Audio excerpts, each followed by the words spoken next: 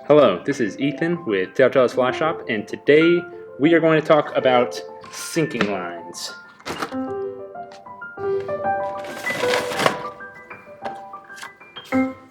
Essentially, there are three different types of sinking lines. You have intermediate, you have a full sink, and then you have a sink tip. All of this stuff revolves around the fly presentation. You pick and choose which line you want depending on where you want the fly to be. So an intermediate is actually not middle of the water column. Intermediate means that it's going to sink at about 1.25 inches per second. They make a whole bunch of different types of them. These are some of the ones that I use. And essentially what this line is good for is if you are fishing lakes or shallower rivers, anywhere where you're trying to fish like 1 to 3, maybe 4 foot in the water column, that's where you're going to pick up an intermediate sinking line. And basically what all this is going to do is just slowly sink and get that line below the surface.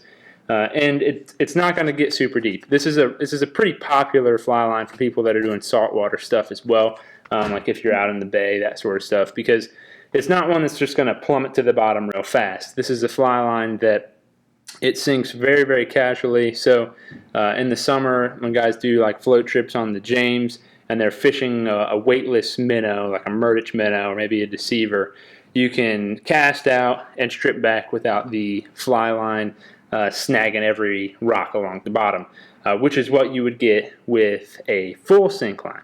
So a full sink line means the full line sinks.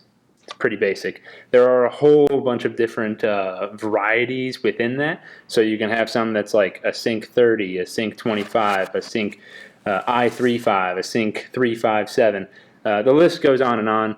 Essentially, all that this means, though, is that this fly line is going to plummet to the bottom. And typically, whatever the number is, so if it's a 357, the fly line at the tip of it is going to sink at 7 inches a second. Then the 5 means 5 inches a second. The 3 means 3 inches a second. So these fly lines are really good if you're fishing super deep or maybe super fast rivers, or if you're fishing lakes up to, we'd say 30 foot is possible with these lines. But you have to cast out, sit there, and count. And then kind of the hybrid line, or maybe not even hybrid, but the one that I use the most, or is the most versatile is probably the better word, is a sink tip line. So that's the back half of that line is typically going to float or be very, very slow sinking. And then the end of it is going to have the sink tip in that. So you can get those in different varieties as well, depending on the presentation. How deep or how fast do you want the fly to sink?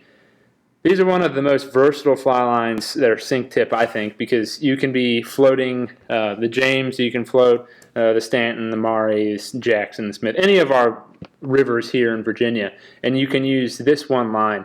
And basically what that's going to do is it allows you to keep your fly or streamer in the zone way better than on a typical full sink line. When we're talking rivers here. So this is going to be primarily sink tip lines, in my opinion, and how the way that I fish them is primarily used with rivers. And so you can be floating your boat down the river, you see a good eddy or you see a good rock pile or whatever it is, structure, and you can cast up to that, and if you can throw a mend upstream and you can cause the fly to get down deeper, you can throw a mend downstream and strip back and cause the fly to kind of shoot out and around. So there's a whole lot of options that you can do when using just a sink tip line as opposed to a full intermediate or a full sink line. So to me, if out of those three different styles, probably the most versatile is going to be the sink tip. If I'm fishing lakes, it's not going to be the most versatile. It's probably the worst one because you hit that middle ground where in a lake I want to fish either shallow or like the first 4 foot to 4 foot or super deep. So on a lake, I would be using an intermediate and a full sink line. Those are the two that I would have set up. If I'm fishing a river, most of the time I'm using just a sink tip or sometimes in the summer, if I'm just trying to keep it really shallow, I would use an intermediate fly line. But when you sit back and you say, what's the best one, the answer is always going to be the same, which is, where are you fishing? What are you fishing for? And so within that, there's not one line that's the best. Actually, like this whole stack of fly lines that I had, these are just some of my sink tip lines, which is a little, I understand, somewhat hoarding. But you got to think in sense that, this is a sinking line for a 6-weight, 7-weight, 8-weight, 9-weight, 10-weight, musky lines, the whole kit and caboodle. And I own a fly shop, so I have to have a lot of fly lines. At least that's what I tell my wife. So when it comes to which one is best, it all boils down to where you're fishing. And like I said earlier, if you're fishing really fast-moving water and you need your fly to get down fast, then using a full sink line is going to be what you want. If you are floating a whole lot and you're doing those kind of like medium-size, I would say medium-depth rivers, then a sink tip line is going to be what you would want. If you're fishing saltwater or more high up in the water column, or you're fishing really shallow rivers, then you could use an intermediate. Within that, you could also be using a sink tip line that just doesn't have as aggressive of a sink tip head on it. So they make them, some of them it's like a sink type 6, which means it's about 6 inches a second.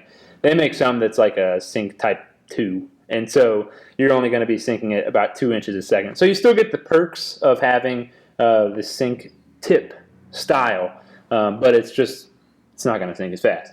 So if you're fishing a really shallow river or a river that is just not that big, that's an option that you can go with. So hopefully this helps break down 3 of the most common sink tip lines. There are other options out there that are way more categorized and specific that maybe 2% of anglers, 3 guys in Colorado and 1 guy in Ireland are using. But as a whole, this is pretty much the stack of what you're going to be looking at. If you have a question, shoot it my way. You can put it in the comments. You can email us, Instagram, all that jazz. If there's a fly line that you are interested in, you can do the same thing. Shoot us a question. I use a variety of lines because in Virginia we have a variety of different fishing conditions.